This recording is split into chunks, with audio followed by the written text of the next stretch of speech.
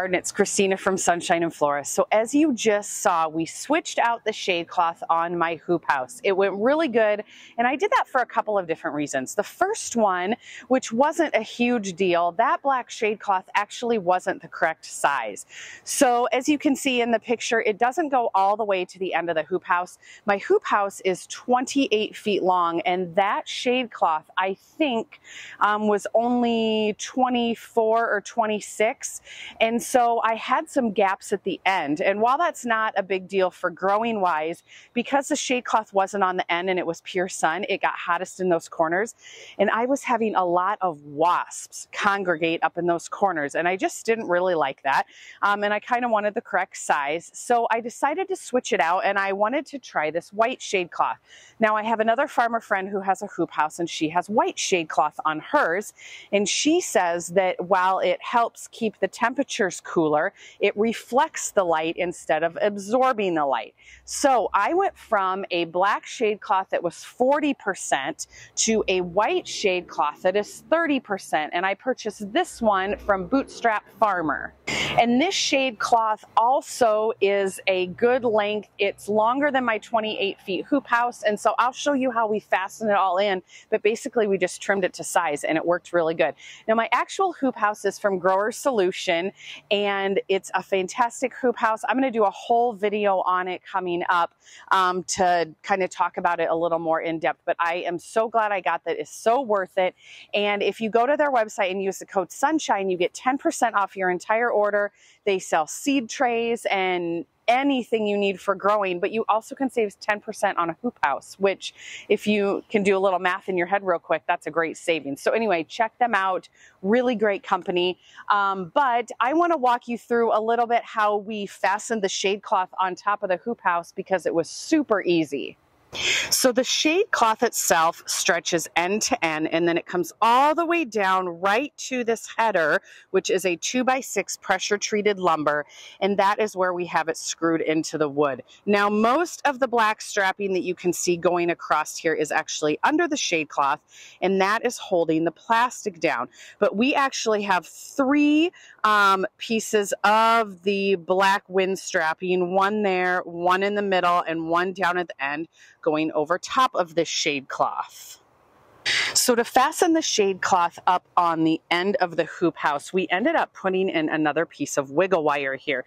So I hope you guys can see this okay, but this is the metal trim that goes along the whole top and all the sides of the hoop house, and the wiggle wire is what holds the plastic in. So we decided to trim all of this to size, and we put another piece of wiggle wire right on top to hold the ends of this Shadecloth in place, which I think is going to be perfect. And then to fasten it down below, we did what we did with the black Shadecloth, which actually had grommets. So with this one, we just folded it a couple times to make it a little bit thicker. And then we took some wood screws and washers, and we just screwed them in to the actual Shadecloth along the end here to hold it in place. And we did that all the way down. And let me tell you, that is not going anywhere. And then here you can see the black wind strapping. So this piece goes over top of the Shadecloth and then is again fastened with the wood screw and the washer. So overall, I think this maybe took us 40 to 45 minutes to switch out. You could see it was me, my husband, and my dad. And part of the time I wasn't even helping because I was with our 3-year-old daughter, which if you've ever had a toddler, you know that they're not the best helpers. So really, some of the time it was only 2 people, and it went really fast. It wasn't windy at all yesterday morning when we did it. It was perfect, and I'm really excited to see how this turns out. Let's walk inside the hoop house for a minute. So here's a look at what's going on inside the hoop house right now. I have some feverfew over here that is phasing out. I need to cut all this back to see if I can get a second flush. I've got some snapdragons here. These kind of got away from me, so I just let go. But let me show you what I'm talking about. So these are Potomac snapdragons, and if you've ever grown Potomac snapdragons, you know that they're known for their sturdy stems. Well, look at how flimsy this is. I mean, that is really thin for what a Potomac snapdragon is supposed to be. So they're really tall. I mean, they're as tall as I've grown snapdragons, but the stems just aren't strong enough. Now down here, I have some Madame Butterflies coming into bloom, and while they look good, their stems also are thin. And I know that this is not right because right out in my garden right now, I have a whole patch of Madame Butterflies growing from this same group. They were planted the exact same time, and their stems are much stronger.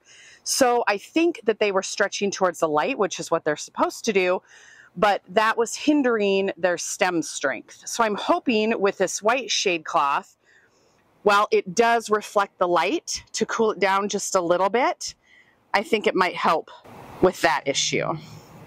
And then this is a little area. I had Bupleurum in here. This I just cleared out. I'm actually going to be reseeding this today, which you guys will see in a separate video. My lilies and my crates are looking good. And I have another one over here and a really tall grass that I need to take out. That is not for my cut flowers. But then check out my dahlias. These look absolutely spectacular. They are so tall, they're branching out, they're green, they're healthy, there's no disease. I mean, they look absolutely perfect. So far, growing these dahlias in my hoop house is definitely a win. Then over on the other side, I have some stock, which definitely needs to be pulled. However, I have this patch of stock right here. This is a pink. I ordered these plugs from Farmer Bailey. They never bloomed, which I know I planted things late. I'm going to leave them in and see when it gets cool in the fall if maybe they'll push some blooms. I don't know. Has anyone ever had that happen? I'm going to try it because the plants look perfect, so I'm not going to pull them out. Here's the remnants of my Lisianthus patch. I've been harvesting these like crazy. They've been absolutely beautiful. They were the Echo White. And then over here, I have some cress that soon will be ready to pick. It's just starting to develop the tops of the plants, and I'm going to let the seed pods develop. And then in the corner, well, that's a weed right there, but all of this is Nigella that I direct seeded, and I'm starting to get my first blooms. Now, I can't decide if I'm going to pick these for the flowers or if I'm going to let the seed pods develop. What do you guys like better? I've never grown it before, so I'm thinking I might try both just because I want to see what I like better. So overall, I'm really happy so far with what I'm getting out of the hoop house. I didn't get all the early season crops that I wanted to, but that was just because we got this up a little late and the plants were planted late. But next year I'll be able to use it to its full potential. And I monitor how the hoop house is with one of these Govies. So I have this little meter, if that's what you call it, over here. It's one of those wireless temperature gauges, and I just set it over here on the ledge, and that monitors the temperature and the humidity, and I can track it right from my phone.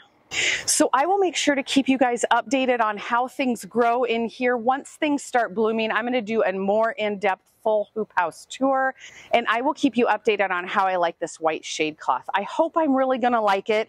I went with the 30% because I didn't want to go with the next level, which was 50%.